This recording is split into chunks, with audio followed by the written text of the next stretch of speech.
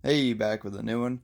I had this really fun idea for a concept. This is the last step all tied up, and I'm going to show you some of the process that it took to make the whole thing.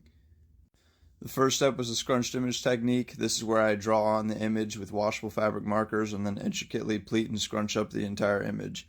Once the image is all smushed together, I tie it up with kite string to keep it all in place and to keep the shirt damp so that the dye doesn't bleed everywhere. Once that step's done, I take it to the garage to be dyed. This particular part of the process can take anywhere between 3 to 8 hours depending on how intricate the design is and how large the piece is.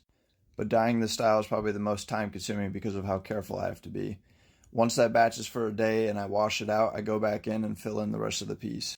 This piece had a 20-point mandala on the front side and the back side in between the neckline and the sleeve area, which is usually pretty difficult because of all the tension from the sleeve. Then I did some Kenny style filler for the rest of the piece. Here's a close-up of me dyeing the Kenny style filler on this. I usually leave this part out because it's really awkward to film. I usually fill in the mandalas last to prevent any kind of bleeding because the Kenny style takes so long to dye. And here's that last step all dyed up. Altogether, this piece took me around 15 hours to complete. And here it is. I call this piece the Bullseye combo. Pretty stoked on it. Let me know what you think.